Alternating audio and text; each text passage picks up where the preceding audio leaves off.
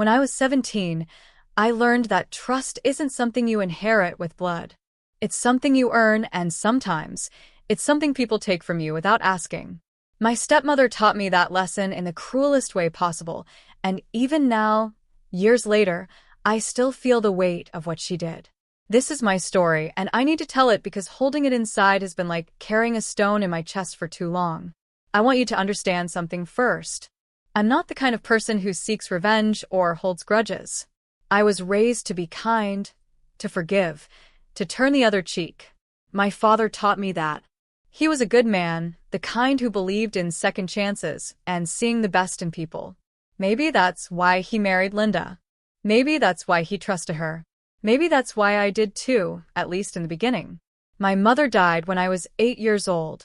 Cancer took her slowly, painfully, and I watched her fade away like a candle burning down to nothing. I remember sitting by her hospital bed, holding her hand, feeling how cold her fingers were even though the room was warm. She told me to be strong, to take care of my father, to grow up to be someone she could be proud of. I promised her I would. I promised her with tears streaming down my face and a heart that felt like it was breaking into 1,000 pieces. After she died, it was just my father and me for 5 years.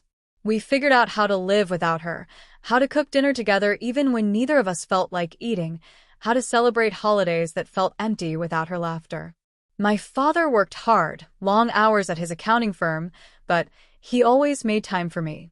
He helped me with homework, came to my soccer games, listened when I needed to talk.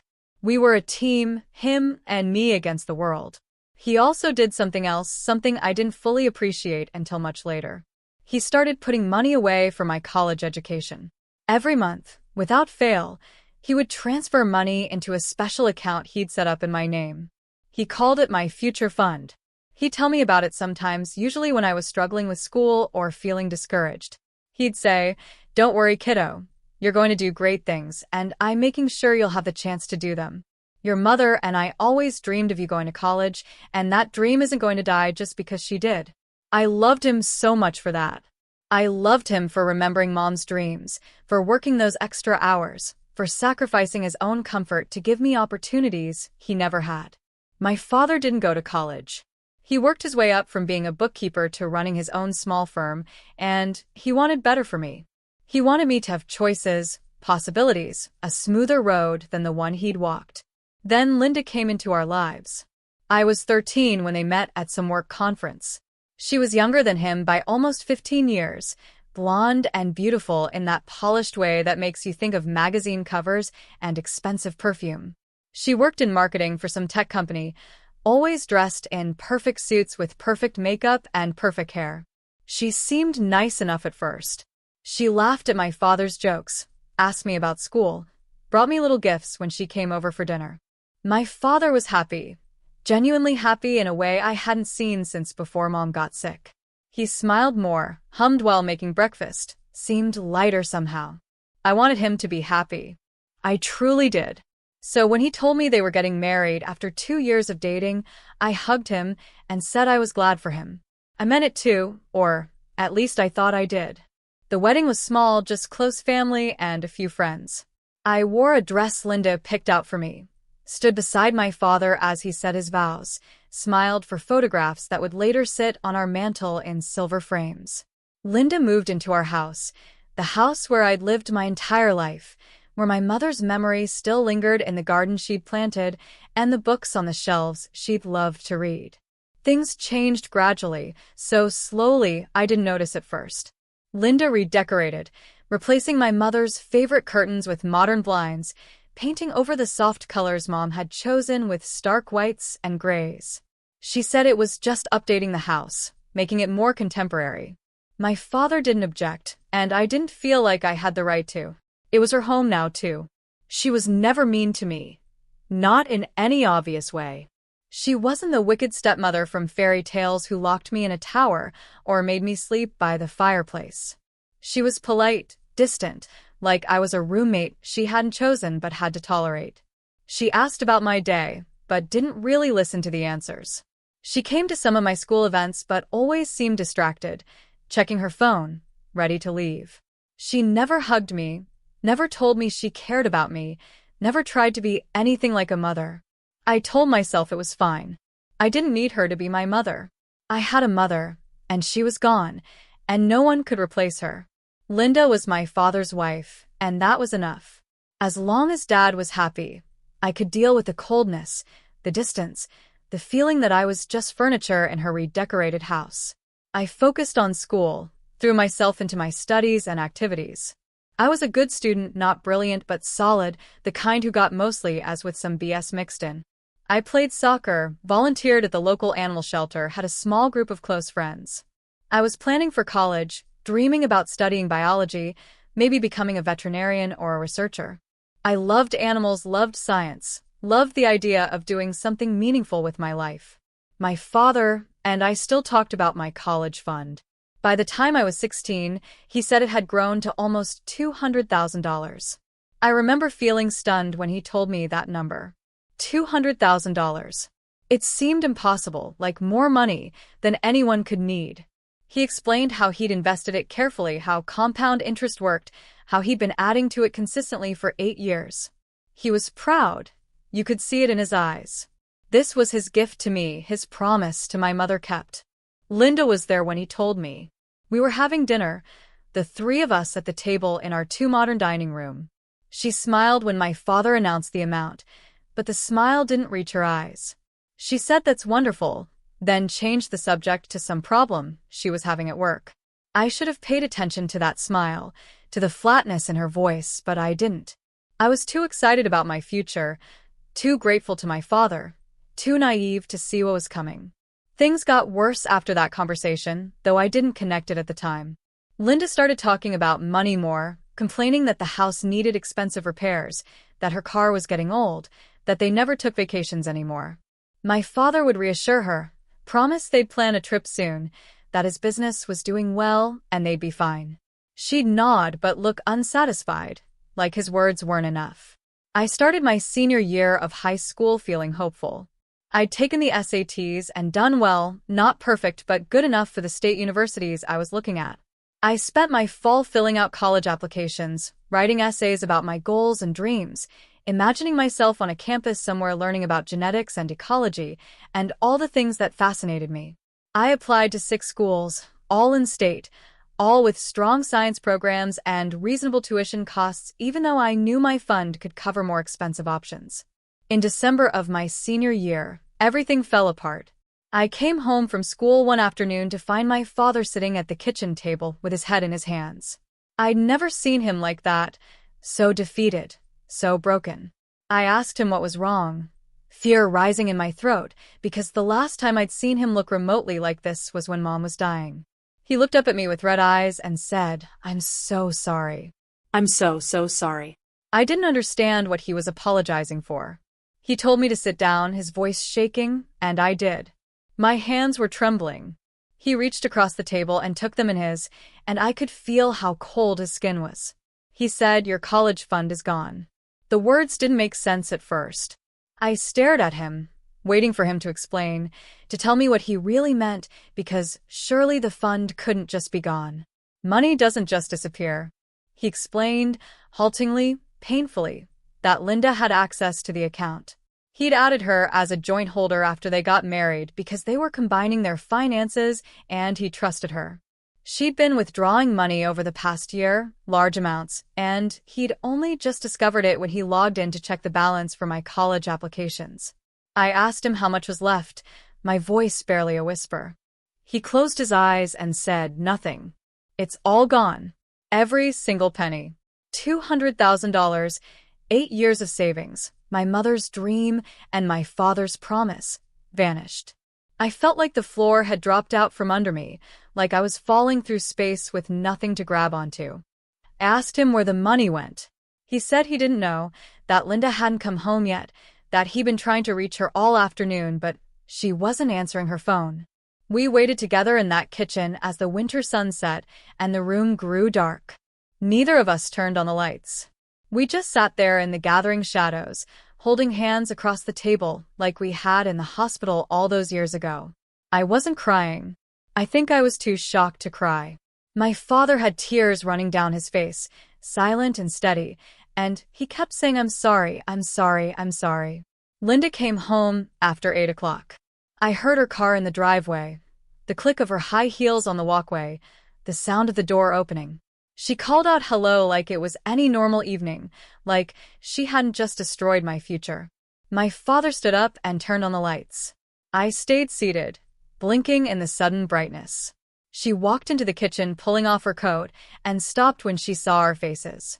She asked what was wrong, her tone cautious. My father asked her, "Where's the money, Linda? Where's my daughter's college fund?" She didn't even try to deny it. She just stood there looking at him with this calm expression and said, "I needed it. I needed it." 3 words that changed everything. My father asked what she could possibly need $200,000 for. She said, in this infuriatingly casual voice, that she'd bought a yacht. A yacht. I almost laughed because it was so absurd, so ridiculous, but nothing about the situation was funny. She said she'd always wanted a boat, that life was short and she deserved to enjoy it, that the money was in a joint account so legally it was hers to use. My father raised his voice, which he never did. He told her that money was for his daughter, that she had no right, that she'd betrayed his trust. Linda shrugged and said he'd put her name on the account so clearly he trusted her judgment. She said I could just get student loans like everyone else, that college wasn't that expensive, that I was being dramatic.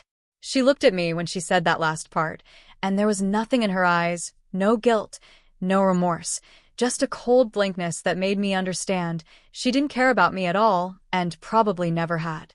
I left the kitchen. I went to my room, closed the door, and sat on my bed in the dark. I could hear them arguing downstairs, my father's voice loud and anguished, Linda's voice cold and defensive. The fight went on for hours.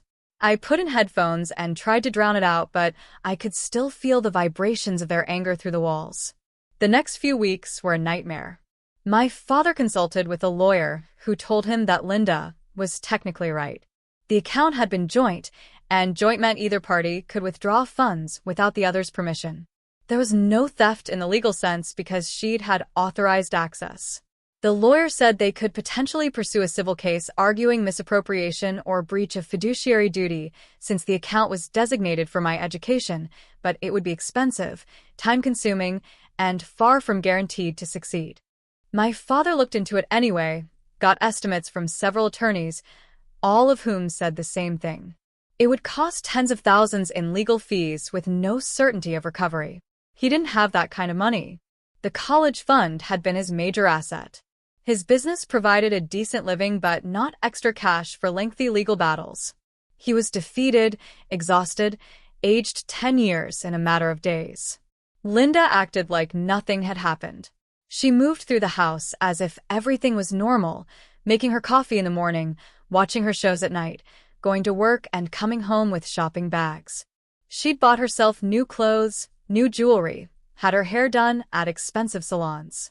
She was spending money, enjoying her life, while I watched my dreams crumble. My father and Linda's marriage disintegrated quickly after that.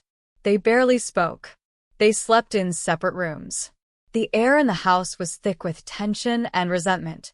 He told me he was planning to divorce her, that he'd already contacted a divorce attorney. I asked him if he'd get any of the money back through the divorce.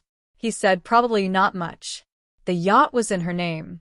She'd spent a significant portion already on other things. California was a community property state, which meant they'd split marital assets, but the yacht would likely be considered her separate property since she'd purchased it solely in her name with funds from a joint account. It was complicated and messy and ultimately didn't matter because the money was gone. I had to completely rethink my future. I couldn't afford the universities I'd applied to, not without massive loans that would leave me drowning in debt for decades. I looked into community college, which was cheaper, but meant staying at home in that poisonous house for 2 more years. I looked into trade schools, into taking a gap year to work and save, into scholarships I probably wouldn't get because my grades were good but not exceptional. I was angry, angrier than I'd ever been in my life. I wasn't just angry at Linda for stealing from me. I was angry at my father for trusting her, for putting her name on that account, for choosing her over protecting what he'd built for me. I was angry at my mother for dying and leaving me vulnerable. I was angry at myself for being powerless, for being 17, and unable to do anything to fix this disaster. One night in January, I was lying in bed scrolling through my phone trying to distract myself from the constant anxiety gnawing at my insides when I came across an article about yacht theft. It talked about how expensive boats were frequent targets for thieves, how marinas had security issues, how owners sometimes reported their vessels stolen for insurance fraud. I don't know what made me keep reading, but I did. An idea started forming in my mind, terrible and petty and completely unlike anything I'd ever considered before. What if I reported Linda's yacht as stolen? Not for insurance fraud, just as stolen property. If it was purchased with stolen money, then in a moral sense it was stolen property, wasn't it? The logic was twisted, but it made sense to my hurt and desperate 17-year-old brain. I spent several days researching. I found out where Linda kept the yacht, a marina about 40 minutes from her house. I learned the boat's name, which she'd stupidly posted about on social media, along with dozens of photos showing her having champagne brunches on the deck with her friends.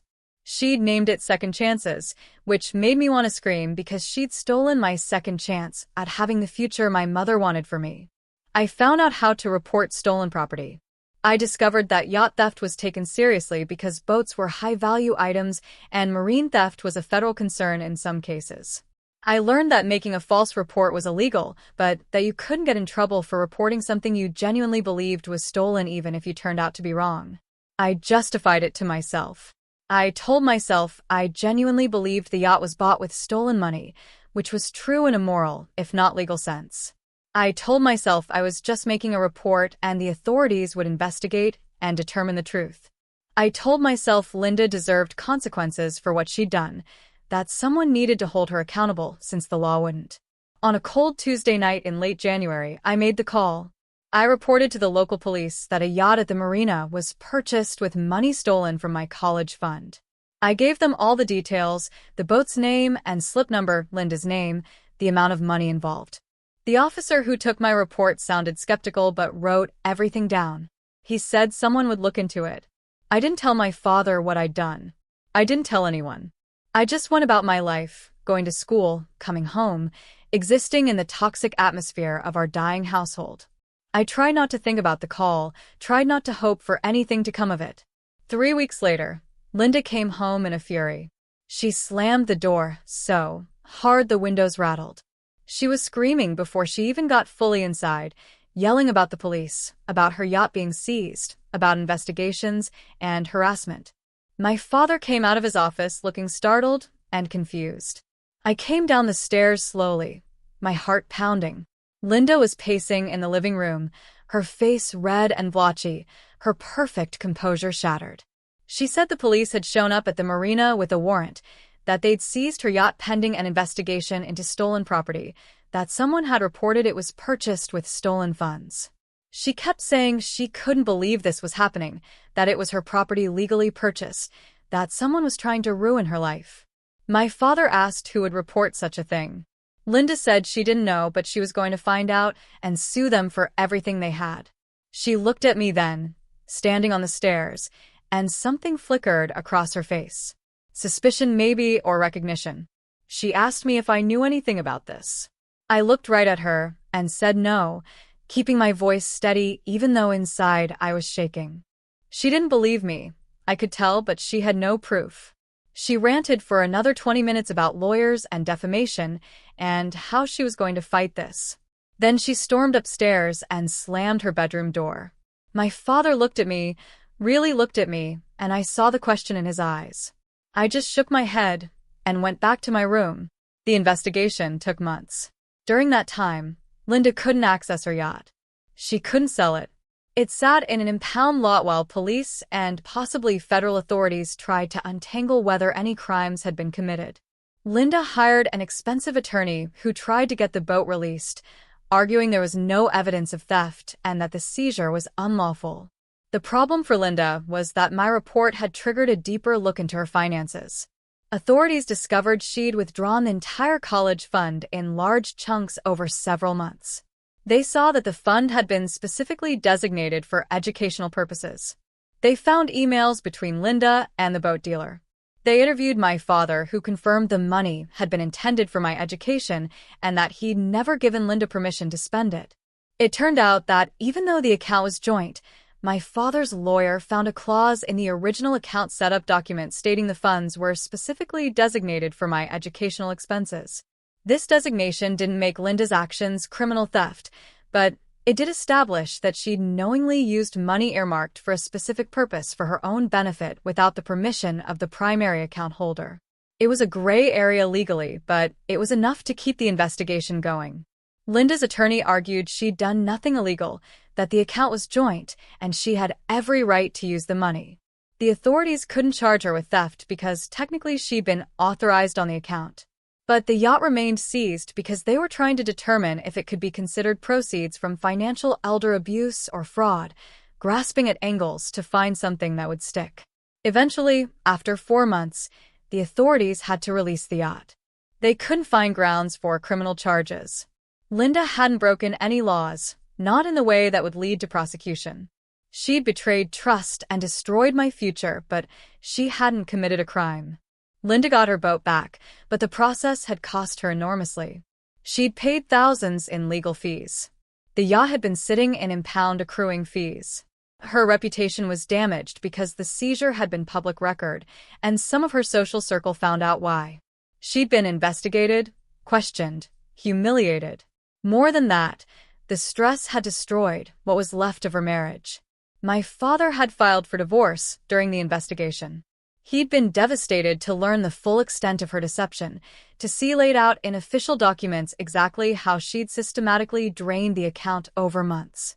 He'd stopped defending her, stopped trying to see her side, stopped pretending their marriage could survive this. The divorce was finalized that summer, right after I graduated high school. My father got the house. Linda got the yacht, and some other assets. It wasn't an even split because my father's attorney had successfully argued that Linda's misuse of my college fund constituted financial misconduct that should affect the property division. It was a small victory, but it meant something. Linda moved out in June. I helped my father pack up her things, both of us working in silence to box up her clothes and decorations and the life she'd tried to build in our home. When she came to collect everything, she looked at me with such hatred, I actually stepped back. She said I'd ruined her life. She said I was a vindictive little girl who couldn't accept that the world didn't revolve around me. She said she hoped I was happy now that I destroyed her marriage and cost her tens of thousands in legal fees and humiliated her. I looked at her and said, "You stole my future," and I felt something settle in my chest, something hard and certain. She opened her mouth to respond, but my father stepped between us and told her to leave. She left, and we never saw her again. But here's the thing. Even though Linda was gone, even though she'd faced consequences, my college fund was still gone. The money had been spent. The yacht was hers. My future was still in ruins. Reporting her had given me some sense of justice, some feeling that she hadn't gotten away with it completely, but it hadn't fixed anything. I ended up going to community college. I took out small student loans. I worked part-time at a coffee shop and then at a vet clinic as an assistant. My father helped as much as he could, but his business had suffered during the stress of everything and money was tight. I studied hard, got good grades, transferred after 2 years to a state university. It took me longer than it should have to finish my degree. I had to work, to save, to take semesters off sometimes to afford the next round of classes. I graduated when I was 24, 6 years after that terrible December when my father told me the money was gone. I got my biology degree. I applied to vet school but couldn't afford it without drowning in debt. I got a job as a research assistant at a lab instead, making decent money but nowhere near what I dreamed of earning as a veterinarian. My father and I rebuilt our relationship slowly. For a long time I'd been angry at him, holding him responsible for trusting Linda, for failing to protect what he'd built for me. We went to therapy together, worked through the hurt and betrayal we both felt. He never stopped apologizing. He never stopped trying to make it up to me, even though we both knew he couldn't. He trusted someone he loved, and that trust had been used as a weapon against both of us. I've thought a lot over the years about what I did, about reporting that yacht. Some days I feel justified. Linda did use money that wasn't morally hers. She destroyed my chances at the education my parents had planned for me. She deserved to face consequences, to feel even a fraction of the pain she'd caused. Reporting her was the only power I had in a situation where I was completely powerless. Other days, I feel guilty. I used the police as a tool for personal revenge. I knew the report might not lead to criminal charges, but I made it anyway, hoping to cause her trouble. I manipulated the system to hurt someone who'd hurt me. That's not justice, that's vengeance, and there's a difference even if the line between them is blurry. I've also thought about what I learned from all of this. I learned that family isn't just about blood or marriage certificates. Linda was legally my stepmother, but she was never family. Family is about care and sacrifice and putting other people's needs alongside your own. My father was family. My mother was family. Linda was just someone who lived in our house. I learned that trust is precious and fragile. My father trusted Linda, and that trust nearly destroyed both of us. I've been cautious with trust ever since, maybe too cautious. I struggle to let people close, to believe they won't betray me when it's convenient. I'm working on that in therapy, trying to find a balance between protecting myself and allowing connection. I learned that the legal system and the moral system don't always align. Linda did something morally wrong but legally permissible. The law couldn't help me, couldn't restore what she'd taken, couldn't make things right.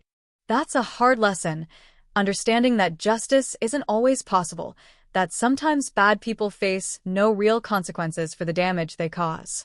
I learned that revenge doesn't heal you. Reporting the yacht felt good in the moment.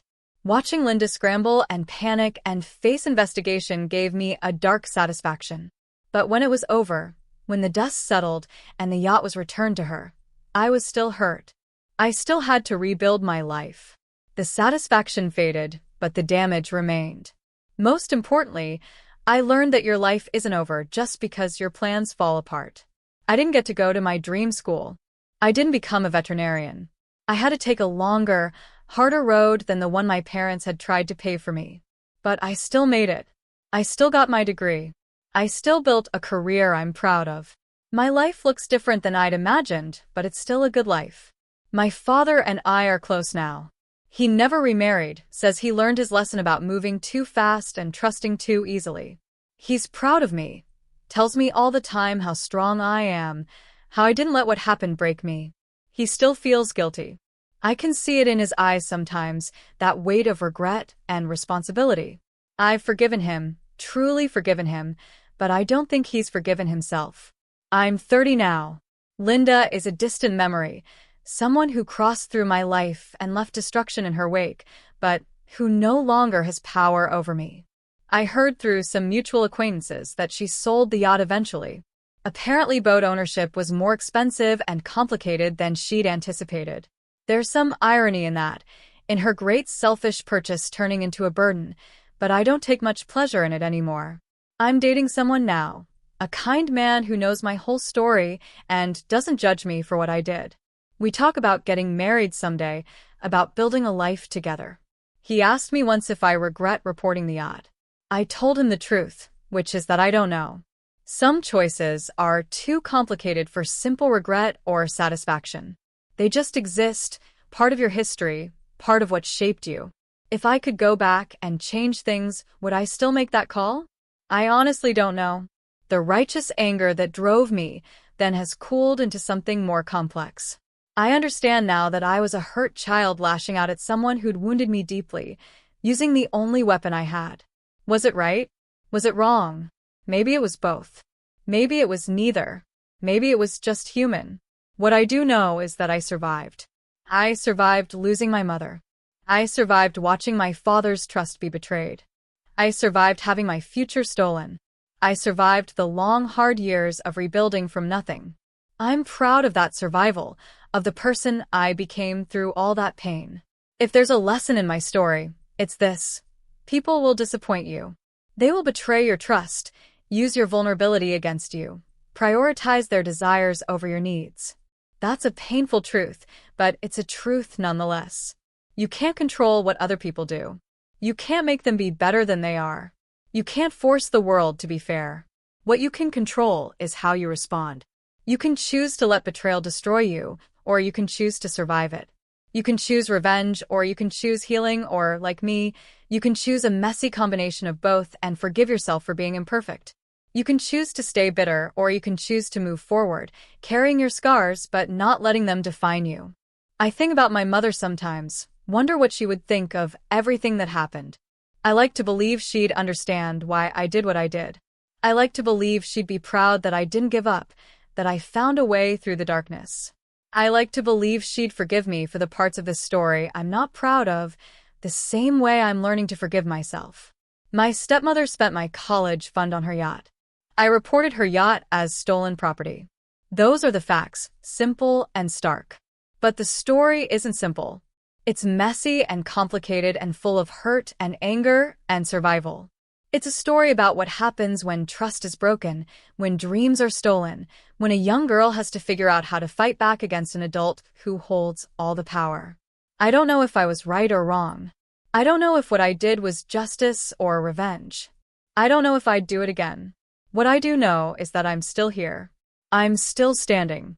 I built a life from the ruins Linda left behind. I found strength I didn't know I had. I learned that futures can be rebuilt, even when they're stolen. And maybe that's enough. Maybe surviving is enough. Maybe being here, being whole, being ready to trust and love again despite everything that happened, maybe that's the real victory. Not the police report. Not Linda's months of stress and legal fees. Not any external consequence or revenge. Just this: I'm okay. I made it through. I'm going to be fine. That's my story. That's what I learned. That's how I survived my stepmother stealing my future, and how I stole back a piece of justice, however imperfect. I'm sharing it now because maybe someone else needs to hear it. Maybe someone else is sitting in the ruins of their plans wondering how they'll go on. Maybe someone else is hurt and angry and considering doing something they're not sure is right. If that's you, all I can tell you is this: you'll survive. It won't be easy and it won't be quick and you'll carry the scars forever. But you'll survive. You'll rebuild. You'll find your way to a life worth living, even if it looks nothing like the life you'd planned. And someday, years from now, you'll be able to tell your story without it breaking you. You'll be able to look back and see not just the pain but the strength it forged in you. That's all any of us can do, really. Survive the betrayals. Rebuild from the ruins. Forgive ourselves for being human, for responding imperfectly to impossible situations. Keep going, keep growing, keep believing that despite everything, life can still be good. I hope Linda learned something from what happened, though I doubt it. People like her rarely do. I hope the yacht brought her some happiness before she sold it, though I doubt that too. Mostly I hope she's somewhere far away living her life while I live mine, and that our paths never cross again. As for me, I'm building something new. A career I'm proud of. A relationship with someone who treats me with kindness. A life that's mine, earned through hard work and determination, and refusing to let what happened define me. My mother would be proud. My father is proud. And slowly, carefully, I'm learning to be proud too. The college fund is gone. The yacht came and went. Linda is a chapter I've closed. What remains is me, standing here at 30 years old, scarred but whole, hurt but healing, looking forward to whatever comes next. That's enough. That's more than enough. That's everything.